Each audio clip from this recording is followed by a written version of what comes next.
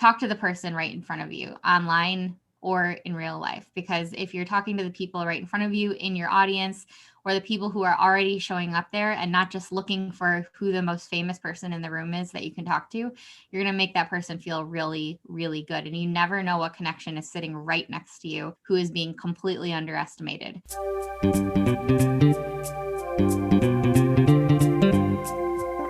Hi, and welcome to the Innovative Mindset Podcast. I'm your host, Isolde Trachtenberg. On the show, you get my conversations with peak-performing thought leaders, creatives, and entrepreneurs. We explore how you can innovate through creativity, compassion, and collaboration. I believe that innovation combined with compassion and creative thinking can save the world, and I aim to bring you ways you can do it too. If you're enjoying the show, I'd be super grateful if you can support it by buying me a cup of coffee. You can buy me a cuppa at buymeacoffee.com/Isolde. And now, let's get on with the show.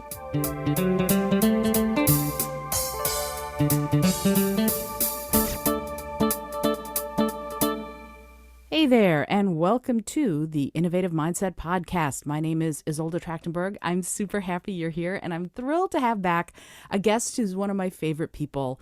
Lauren Davis she's a brand strategist, she's a coach, she's a specialist in all things PR. She's amazing. If you don't know what I'm talking about, you need to go follow her Instagram account right now, because she's incredible. I'm going to give you even more information later, but really first, I just want to get right to the conversation with the amazing Lauren. Hi, Lauren. Welcome. Hi, thank you so much for having me. I appreciate you bringing me back onto the show, and I love your podcast, and I love all of the creative things you do and all of your guests. So it's an honor. Oh, you're so sweet. Thank you so much. So I want to talk to you. Actually, let's just dive right in, because I've been sort of following you and stalking you for at least the last year, and I've watched such amazing things happen for you. And one of the most incredible things is you took a hit podcast and you changed it all up. You pivoted like crazy, and you went from one sort of stream into something completely different. And I'd love it if you talk about that transition for yourself. What led to it? How did it go? And where are you now? I know that's like 14 questions in one, but feel free to jump on in on any of them. Okay, so I'll start somewhere in here, and then you can feel free to ask any questions along the way. So awesome. It all began in early 2020, like so many great ideas did, right? And I started cultivating this idea actually before 2020, in 2019. Started cultivating this amazing, what I thought was an amazing idea of a podcast that would talk to the thought leaders that I work with, admire, go to their events, am participating at their event in some capacity. All of these amazing entrepreneurs, they're putting on these events for people to learn more from, get better at building their business, learning how to scale, and marketing and all of those things, right? And so I'd go to these events, and I, as someone who creates a social media event in my own hometown called Social Rock with some amazing powerhouse individuals, I would look at the event from this outsider lens of like, I'm here for the event, I'm here to learn, but I couldn't stop noticing bits and pieces about what made that event special, why people were showing up for that particular thought leader who was putting on the event, whether it was a workshop, a mastermind, or a big event, right? Mm-hmm. A big conference with hundreds of thousands of people. So I started looking at it from that viewpoint. I was like, what makes this event special? What makes people come from all over the universe to come to this event in London or in San Diego or wherever it might be? What is it that makes this thought leader so special? And I thought, I'm going to make a podcast about this. I am going to create a podcast where I sit down with the thought leaders behind these big events or small events or mastermind weekends and kind of get to know what their thought process is behind that event, how they planned it, all the little ins and outs, all the little bits and pieces that we don't see when we see the finalized event. Mm-hmm. The sound, the technical things, the dream behind the event. why that event is so important to them.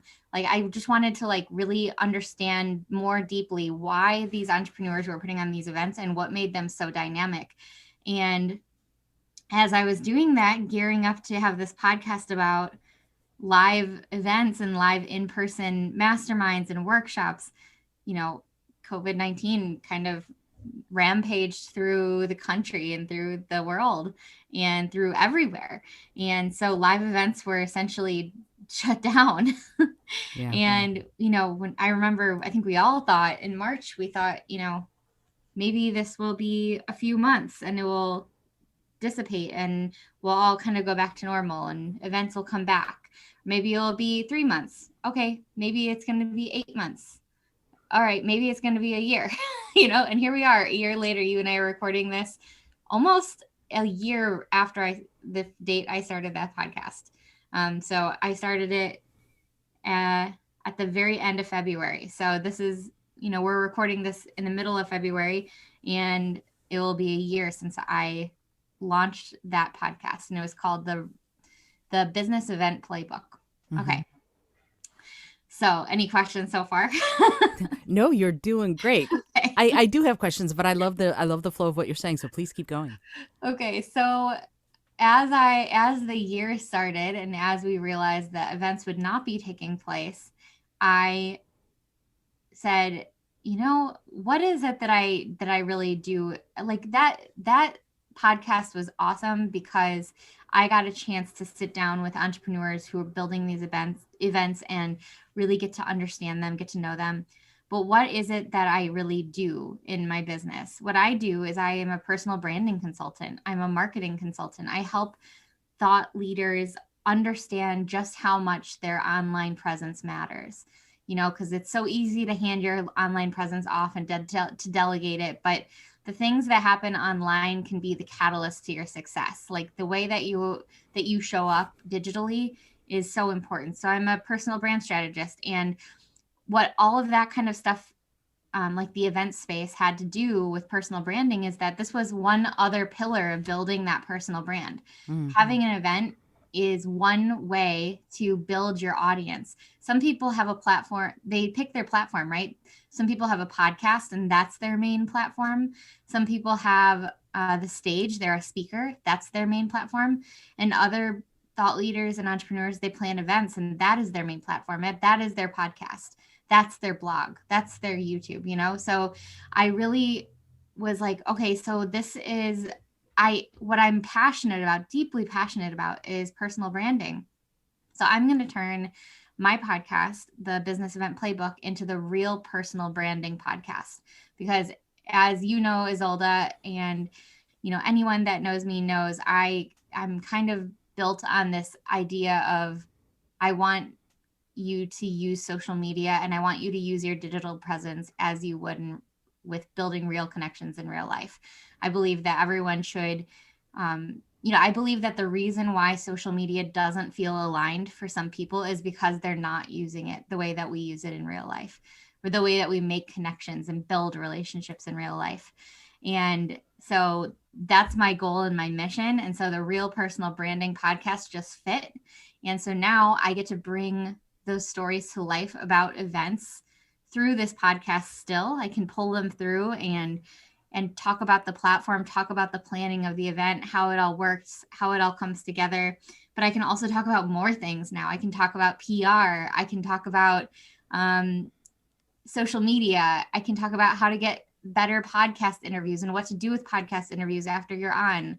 I can do a whole bunch more that really fits into who I am as a person and what I talk about and what I really teach my coaching clients and my clients that work with me. And it feels much more aligned and much more exciting. So now it's the Real Personal Branding Podcast. And it's your VIP access to thought leaders, speakers, authors, coaches, and the secrets behind how they built their personal brand businesses. Wow. Okay. Wow. I feel a little bit like I'm dumbstruck, and here's why. I'm amazed at everything you just said, but I'm so curious and fascinated by the awareness that it took for you to go, who, not only what is the world doing right now with COVID-19, but who am I in this world and what should my mission be? Can you talk a little bit about how that came to be? Where did you find the awareness and how did you get to that point of change, that point of I'm going to make a change because I want to be more true to myself? Well, I think that if I'm really thinking about it, I think that as I saw what was happening unfolding in the United States and all over the world, I was mortified, first of all, as someone who, feels feelings pretty hard. I was just very worried about people and worried about, how I could help. Like, I just felt that I couldn't help, and I, like, no matter what I did, I didn't know what I could do to fix anything. Um, so I had been so excited about this podcast, so excited about the launch of it. And as things were unfolding, I just realized, like, this is probably not the podcast for 2020.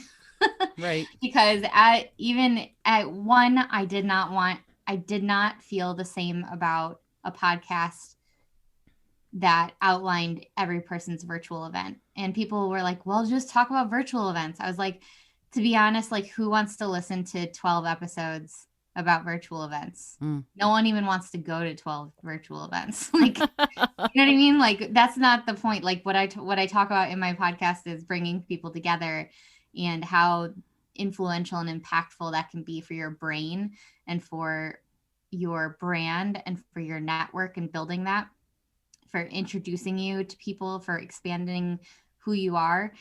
But what I do think is what 2020 gave us is more access to people. And so for that, I'm thankful. So that's what I started realizing is like, okay, I don't want to have a podcast about virtual events, but what I do want to do is expand my network. And I need to keep this podcast going because it was something that felt so good to me. And I could have just shut it down right there. Like, I could have definitely just quit, because it would have been so easy to do that. But I was like, here I am with episodes lined up to release. I have a brilliant network of people that I've met over the years and connected with and become friends with and become close friends with, even some of them. And now suddenly I have more access to people because everyone is all of a sudden online because they don't have all of the in-person events and opportunities that are crowding their mental space. So how can I use 2020 and the access that it provides me to a much greater network online to help people and help them have excitement and opportunity for when everything not returns back to normal, because I don't think anything's ever going to be the same, but for when things even out a little bit and we're able to start going to events, planning live events again, or building our businesses in a way that was similar to what we used to do. I thought, how can I really propel this forward and make it something that inspires me again, but also just helps people keep that inspiration in building their business? Because so many people got to work when 2020 started. So many people put their heads down and said, hey, I'm getting to work now. This is the time. I finally have more time at home, or I'm maybe stuck at home and working remotely, and I want to pour into myself now. And I said, this is the perfect opportunity. And I just went with it and I didn't look back because I couldn't. If I looked sometimes, and I don't know if you feel like this, Isolde, but with me, sometimes if I look too much around me and I don't put the blinders on, then I'll get too distracted by myself. I'll say, I don't think I can do this anymore. Or here's a million reasons why I can't. Right. So I just said, I'm not looking back. I'm doing this. I'm changing it. I fielded some feedback from some of my friends on the name change. I said, hey, can I change? Do you mind if I change it? Or not, do you mind if I change it to this? Does it make sense? And, I got some good feedback. People liked it. This is the name I settled on. And I said, okay, I'm doing this. Here we go. Started relaunching my podcast again. So it was a rush and a whirlwind.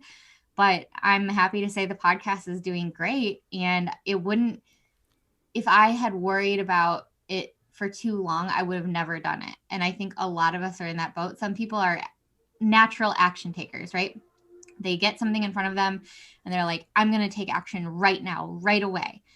For me, I'll just be completely honest. It takes me a second sometimes to take action because I am a recovering perfectionist and I like to make sure that everything is just right. So one side of me is that perfectionist, and then one side of me is that artist and that creative. And it's saying, like, go try to do this, or like pour into your art, pour into your passion. And I feel like there's all of these, I feel like if I stop sometimes to look around me and to say, like, oh, here are the reasons why you're not ready for this yet, then I'll never do the things that I want to do. And so that's how this podcast started. That's how generally everything I've ever done has started. I love it. And it's so you're so very wise, and I agree completely. Sometimes if you stop and you look around instead of going, you'll let I'm the same way. I'll let things dissuade me or distract me, and then suddenly 6 months have passed and I think, "Oh, I was going to do that thing and I didn't do that thing. What's up with that?" And it's so funny to course correct that way when you're in that space. Yeah. Um I'm you said something that I thought was really interesting about, I mean, everything you're saying is interesting, but this thing kind of made me go, huh. So, so when you work with people on your show and even clients, you said that it's about networking and networking in real life versus networking in virtual life. Hmm. I'm wondering, you said you help people figure out how to network through these virtual events. And that's something that personally I go, huh, the only way I know to network in virtual events is to be helpful, right? That's the only thing I know how to do is go be helpful. That's Right. my go-to. What are your thoughts on that? What if somebody's going to a virtual event and you said yourself, that's a lot of going to virtual events is tough. How should we network? What do you suggest as a strategist? What do you suggest someone who perhaps isn't used to doing this virtually like so many of us are not? What should we do? Well, I think there's a lot behind what you just said and being helpful. So showing up to the things and being valuable in whatever opportunities that virtual event is putting in front of you.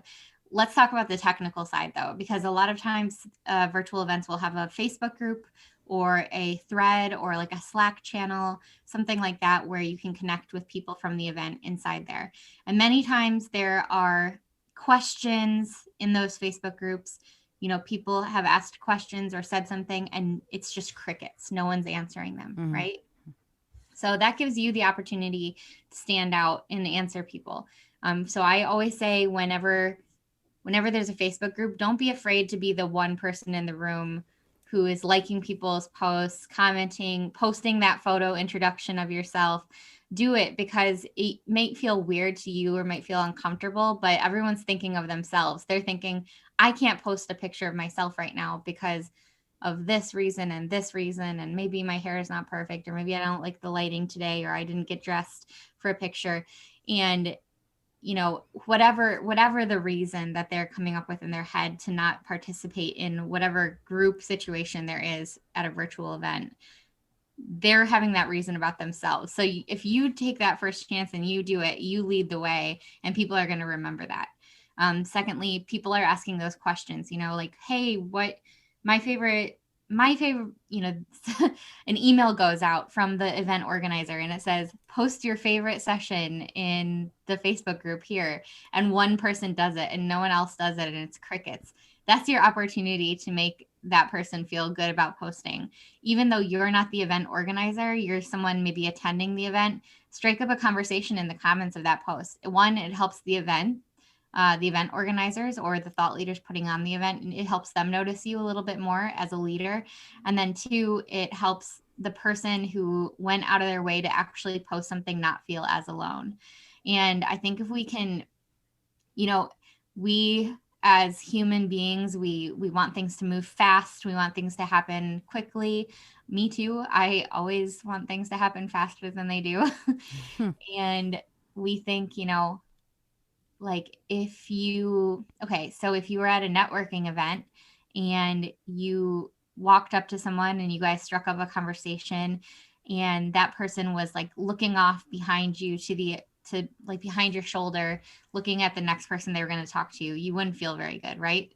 So talk to the person right in front of you, online or in real life, because if you're talking to the people right in front of you in your audience, or the people who are already showing up there and not just looking for who the most famous person in the room is that you can talk to, you're going to make that person feel really, really good. And you never know what connection is sitting right next to you who is being completely underestimated. And I know because I've been underestimated 100 times, right? We all have. Sure.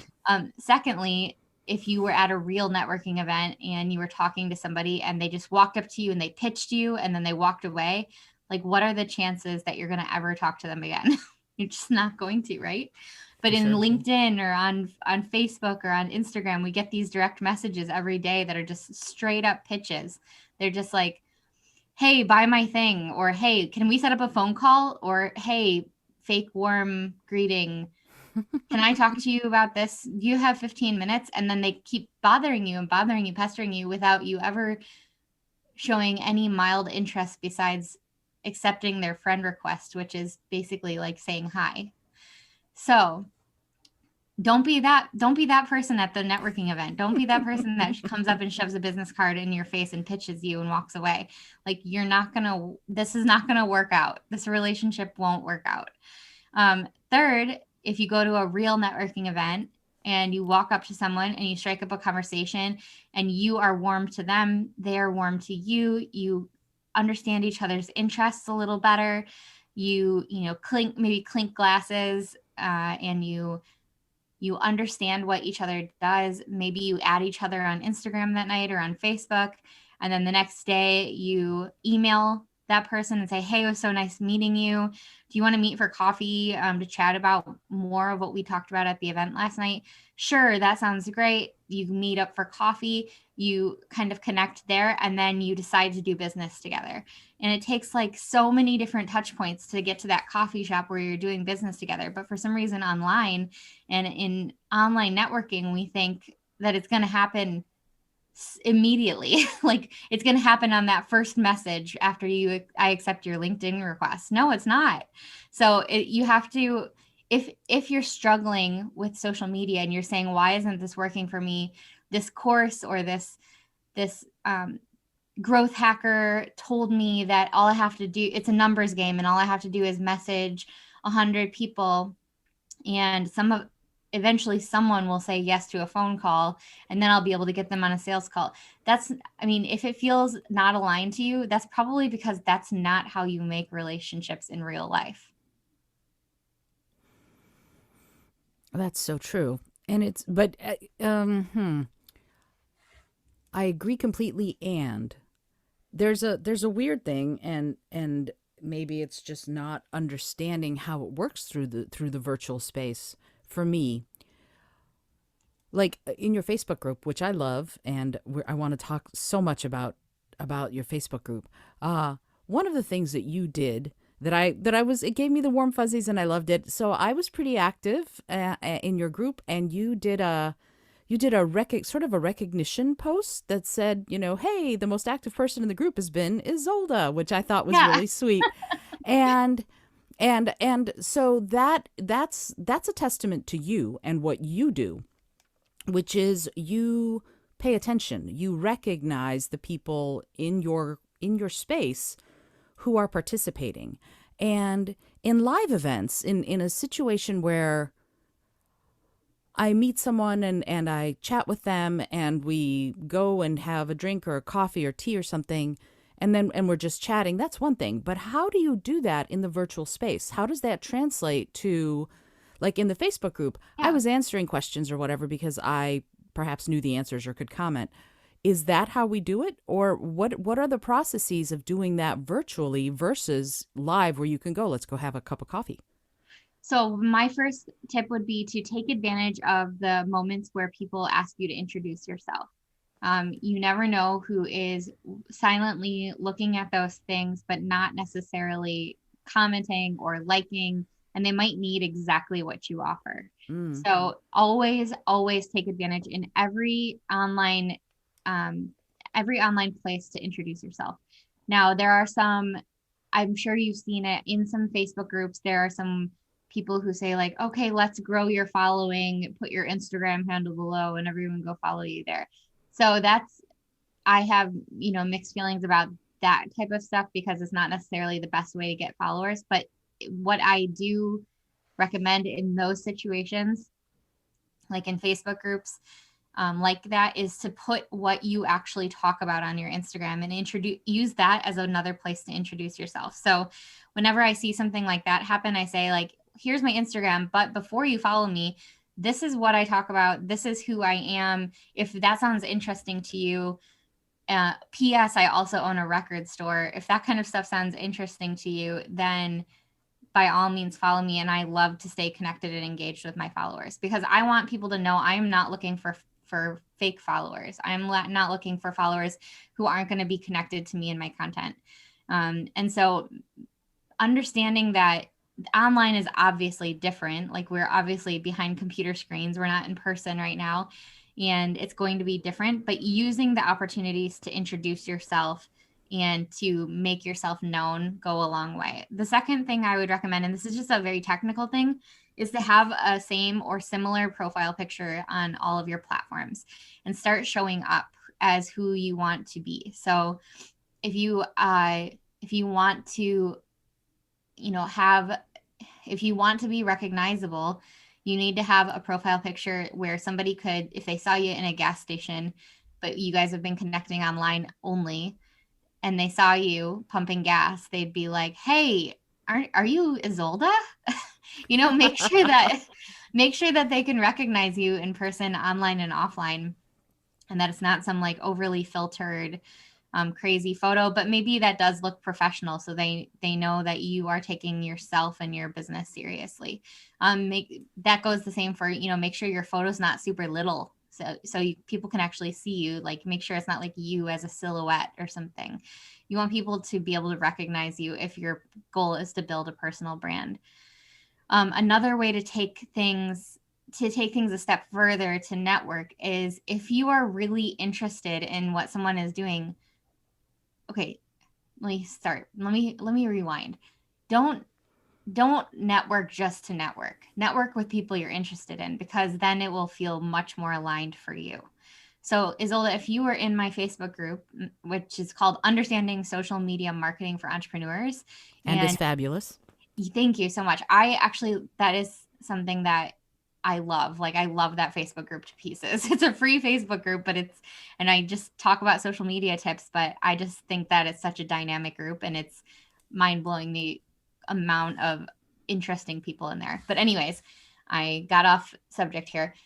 So if you were in one of those threads and someone was introducing themselves and they were like right up your alley and you were like, this is so cool, this person is so interesting, then I would even go so far as to, if you had a question for them or if you wanted to know more about their business, just like you would at a networking event, kind of, you could message them. You could say something to them in a message. You could say, hey, I was just saying hi from Lauren's Understanding Social Media group.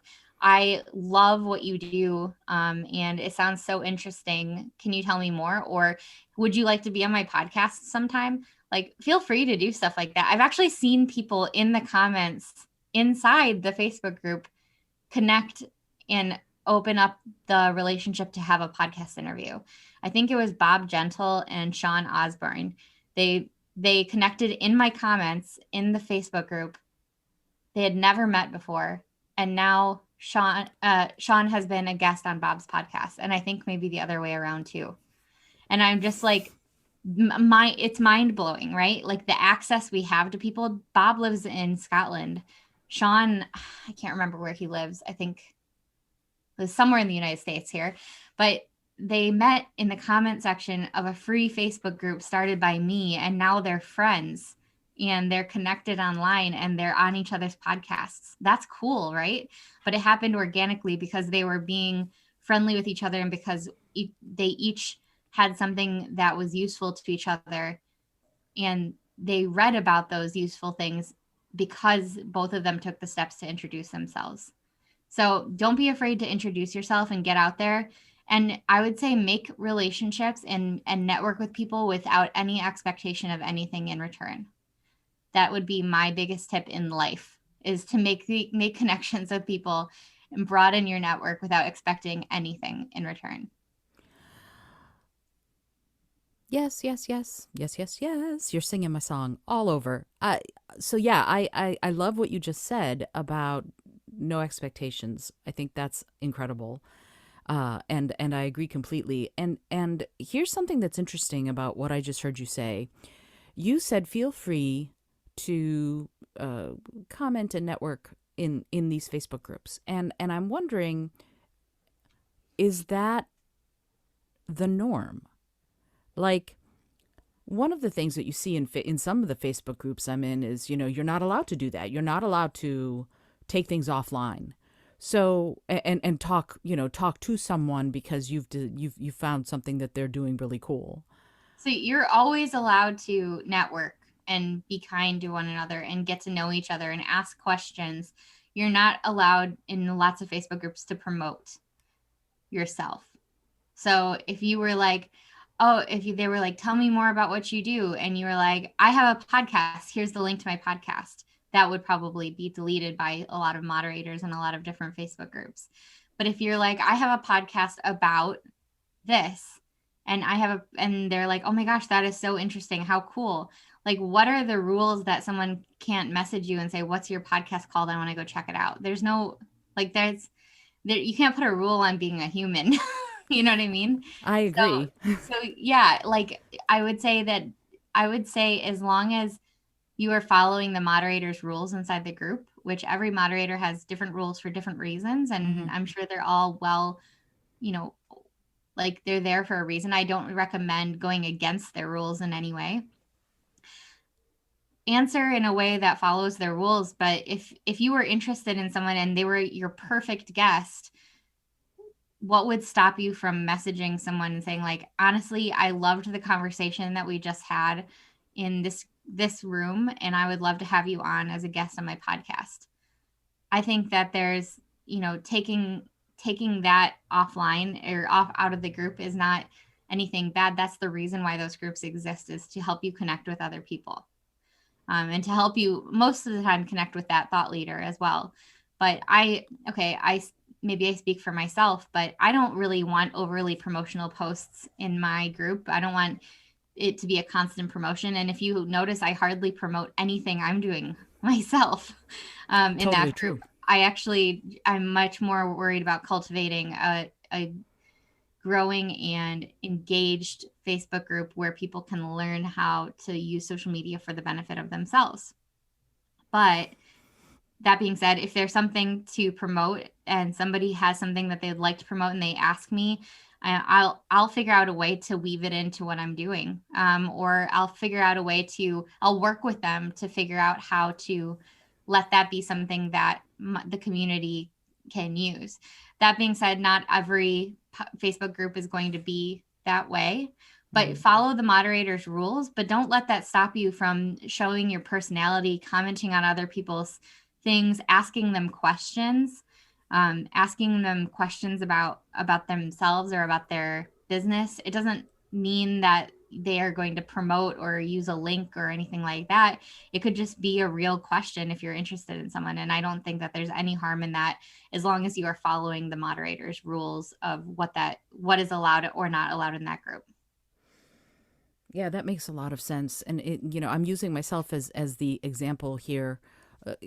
And I want to talk more about why you started the group, what led you to starting the group.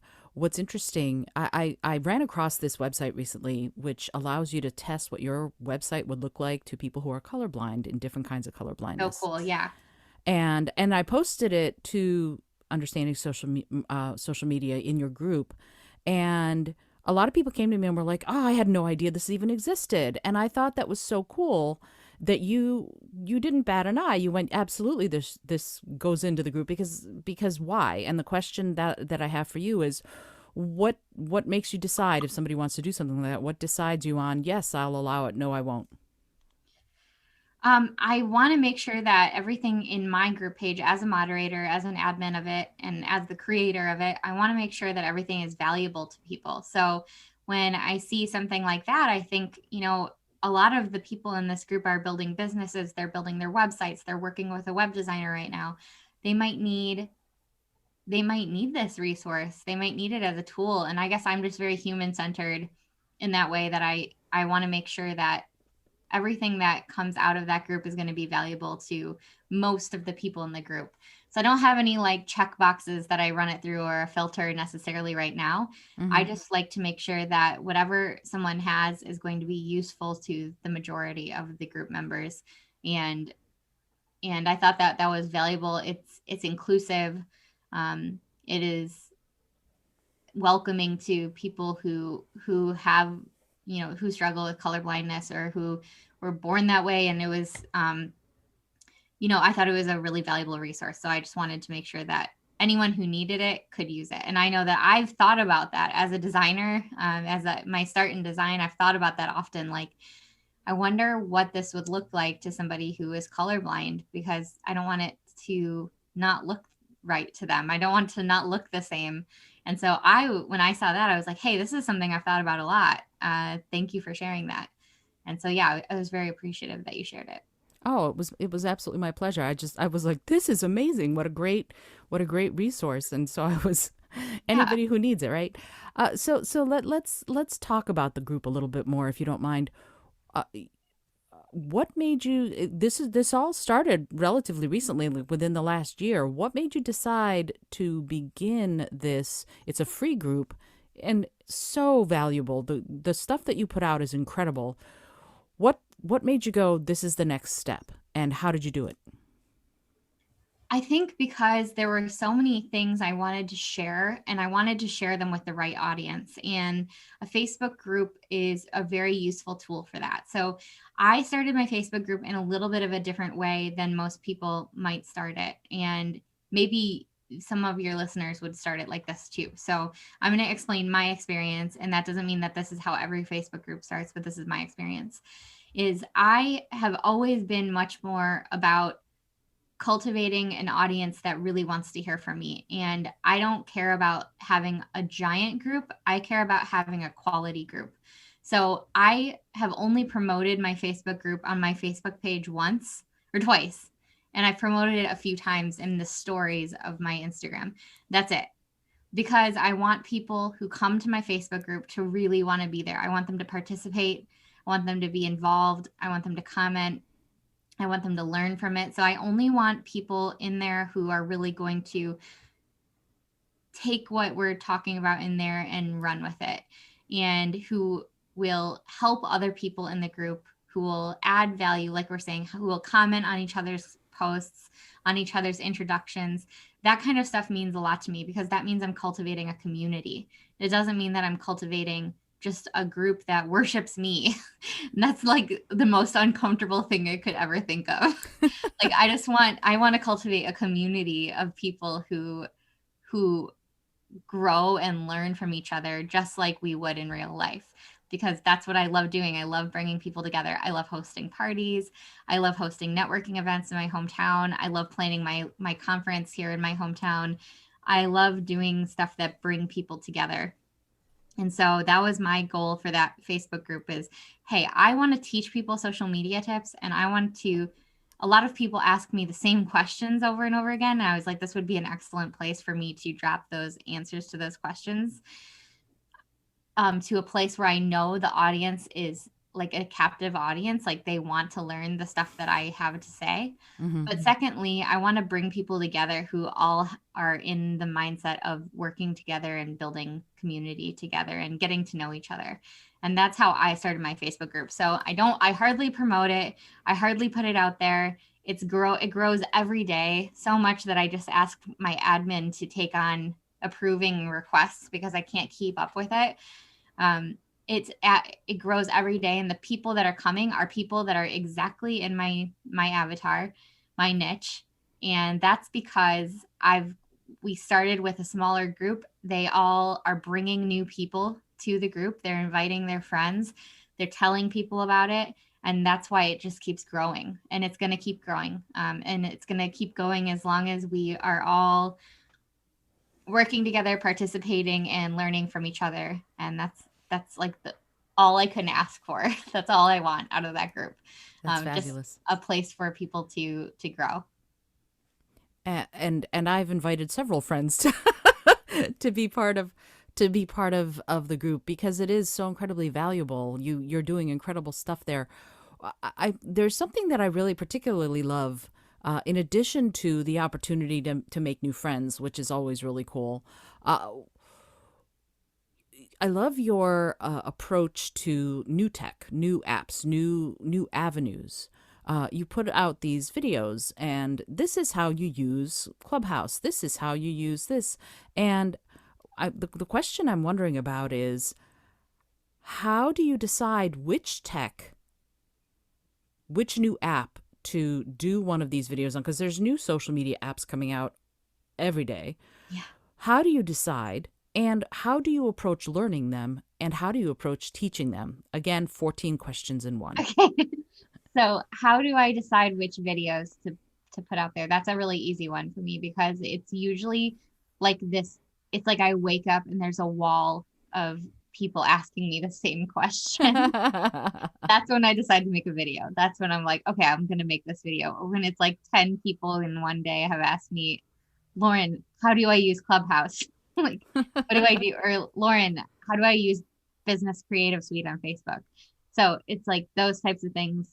I either that or I wake up one day and I see that something has changed and it excites me, and I want to put something out there, and teach people how to make their lives more efficient using social media. Because while I want people to be more human, there are some little things that can make a huge difference in your online presence that can make you more efficient. So I do like to save people time, even though I want them to be more human. And the second part of the question was, how do I adapt to new technology and new apps as they're coming out?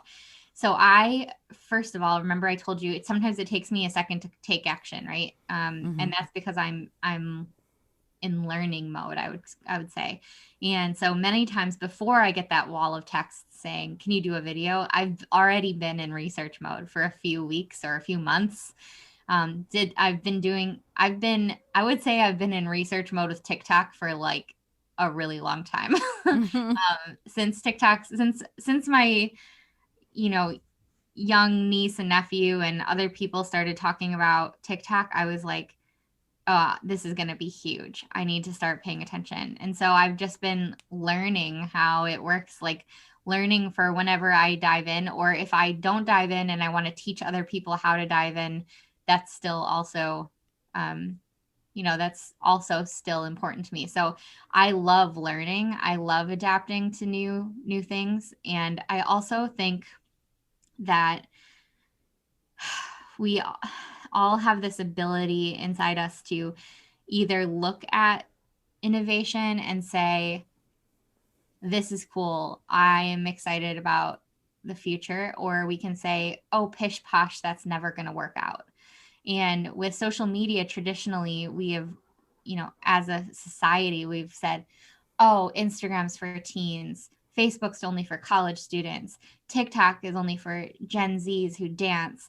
Like it just drives me freaking crazy to hear stuff like that, because the more we say stuff like that, the less likely we are to adapt to new things in the future. And it's moving at the speed of light. It's never going to stop. So we have to look to the future and say like, oh, this is interesting, instead of saying, oh, no way, say, oh, this is interesting, and then start learning and lean into it, even if it feels weird to you, just like try to understand why people are there, what their behaviors are there, why they're using it, what kind of joy it brings them. If you can understand those things, then you can start to understand the platform. So that's what I do. I usually research for a while, and then I talk about it, because I never want to give out information that is not real, or that is just like some kind of information that someone says is going to work, like a hack or something like that. I don't like doing stuff like that. I like giving out real information about how things actually work. And then that's when I decide to talk about it or to teach it, is after I know it through and through, and I'm not giving it out any information that I'm just guessing on. I mean, it makes everything so, in many ways, simple, doesn't it? It's like what they say about lying. If you tell the truth once, but you lie every day for the rest of your life. Yeah. It's interesting though. You brought up TikTok, and uh, I'm one of those people. I've tried to use TikTok, but I don't understand TikTok. So I'm avidly waiting for your how to use TikTok video. Uh, but what it calls to mind for me is uh, that feeling of being awkward. I wouldn't break out in a dance in real life Right. unless I've had some wine or something like that. But how does someone, how do you be authentic? How do you be real when what you're feeling is awkward? And as a personal thing, like, oh, I'm personally awkward. I'm personally awkward every single day, all the time. That's not a problem for me. I accept that.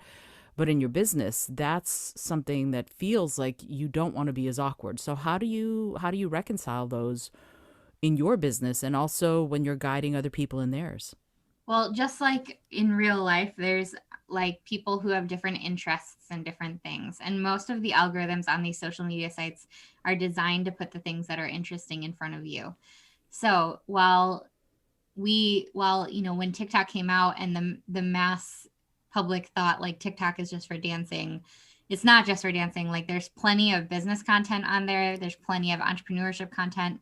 And the more you pay attention to that stuff, the more the algorithms on those platforms are going to put it in front of you. So a great example of this is my friend Alan Langer. He is a sales expert. He Mm-hmm. teaches people how to sell things.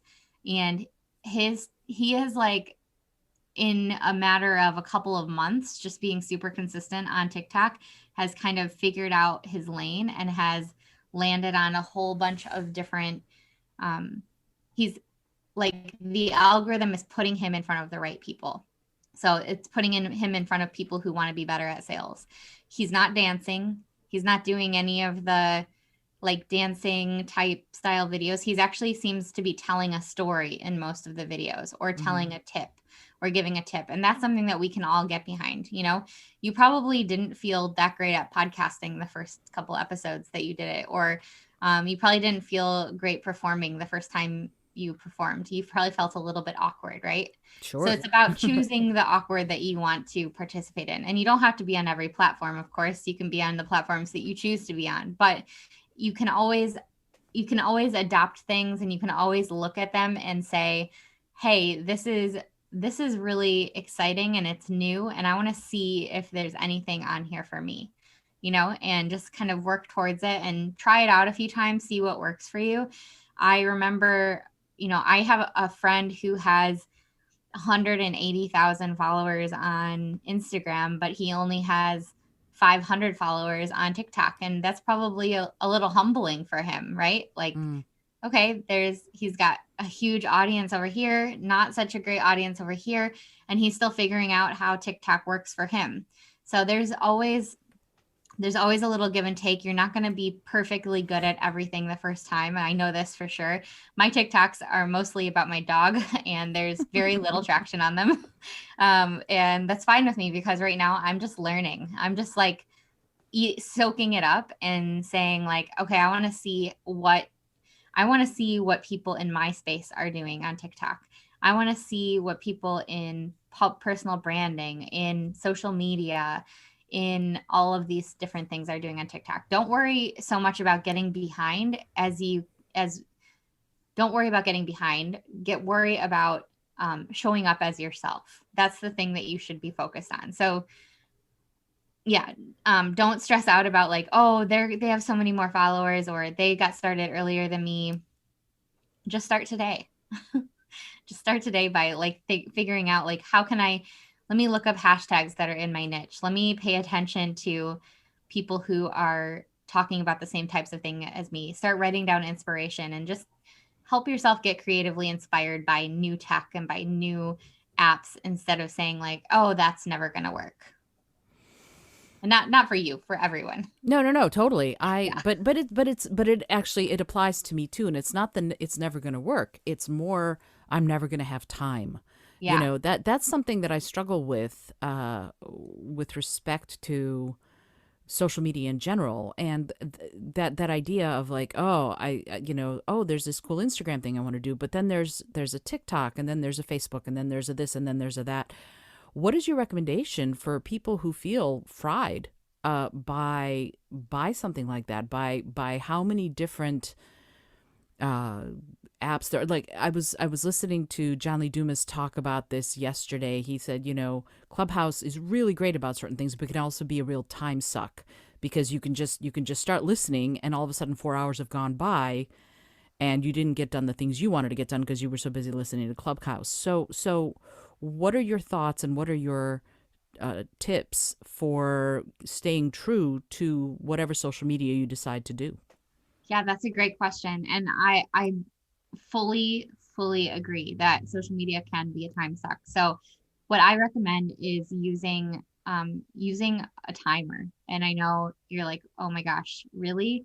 But for real, use a timer on your phone, set a timer for yourself, or even block it into your calendar. I have times that I'm going to be on Clubhouse that I have blocked into my calendar because otherwise I will be on it forever. And I've gotten sucked in before, been in there for a few hours, and you have to kind of actively listen when you're there. So, totally understand that question. What I recommend is that you choose two platforms to start. So you choose one platform that makes social media super fun for you. So I think for Alan right now, that platform that I was talking about with TikTok, that platform would be TikTok for him because he's seeing growth, he's seeing excitement, people are commenting, he's having fun. And then you choose for the second platform, you choose the one that your audience is best showing up on. So he's got a huge audience on LinkedIn too. So I guess that's the second. I have no idea, Ellen, if you're listening. Sorry for using you as an example, but I would say choose two platforms, um, and one is the one that you have the most fun with, it makes you say, I want to open up my social media and look through it for a while, and then choose one where your audience is going to show up the most. Once you can master those two platforms and you have it down to an efficient schedule, efficient timing, then feel free to pull others in and start using others and learning others better. But don't worry yourself about trying to split your time between all of these platforms. Pick whatever amount of time you can be consistent to weekly, because on every platform across the board, consistency is one of the biggest factors in how your content is spread. So pick whatever you can be consistent with on Instagram, Facebook, LinkedIn, TikTok, any of the platforms. Pick consistency, and then pick out an amount of time that you can spend on it. And after that, just learn those two platforms and then add more on afterwards. Fabulous. I love it. I love it. Okay. So, wow, so much. Uh, I could speak to you for the next 6 hours, but I realize that you have a life to get back to. I would love to ask you just a couple more questions Sure. before we end. First, what are you most excited about right now? What am I most excited about right Mm-hmm. now? Okay, so honestly, I have so many great guests coming up on the podcast.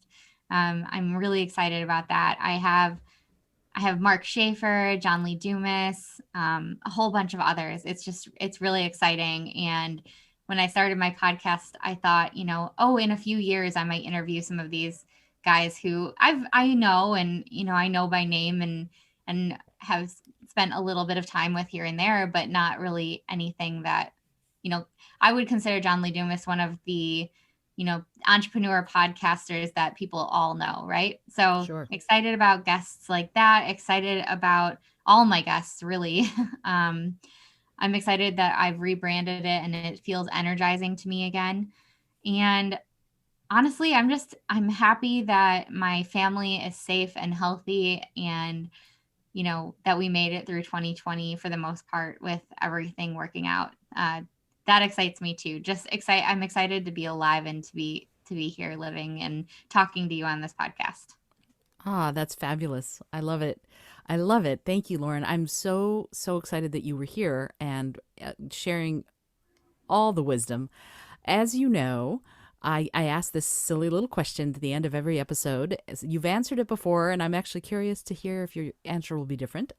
So the question is, if you had an airplane that could skywrite anything for the whole world to see, what would you say? This is I should have prepared for this when you was coming. And it was like, what are the chances that it will be asked again? 100%. I don't know. That's such a hard question for me to think about because the first time I was on your podcast, I said I'd put my Instagram handle, and looking back at that, I was like, oh, that sounds so promotional. But what I really mean by that is that I want to get connected with people. It's like, that's super important to me, is to keep connecting with people. So, anyone who's listening to this podcast today, like, I want to hear from you, like, I really do. It's not an act or a game or, a joke to me. It's like every interview I do, I hope that I'll make a new friend out of it. Whether that's the podcast host or that's somebody that's been listening. And so that's what I said last time was my Instagram handle, which is L Davis Creative. I think, if I could write anything across the sky, I think I would say,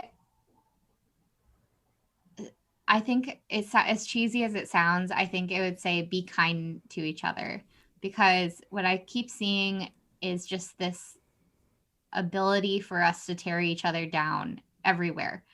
And it's been a rough year. It's been a rough couple of years, I think, for a lot of people. And I think that being kind does not always mean being nice. It means maybe having some empathy for others and trying to understand where they're coming from, but then holding them accountable. That's being kind. I think that we all could use a little kindness, so that way everyone can start healing. And that's what I would want to put up there as a message. I think that if I looked up into the sky right now and I saw that, I would say that would make me feel happy. And that's all we can ask. I think kindness is key. Lauren, thank you again so much for being on the show. I really appreciate you taking the time. I'm super excited about all the work you're doing, and I'm excited about the podcast. Go listen to the podcast if you have not been. It's amazing. This is Isolde Trachtenberg, and I'm reminding you to tune in, subscribe, and remember to listen, learn, laugh, and love a whole lot.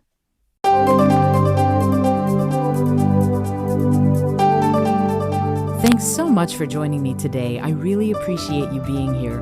Please subscribe to the podcast if you're new, and if you like what you're hearing, please review it and rate it and let other people know. And if you'd like to be a sponsor of the show, I'd love to meet you on patreon.com/innovative mindset. I also have lots of exclusive goodies to share just with the show's supporters there. Today's episode was produced by Isolde Trachtenberg and is copyright 2021.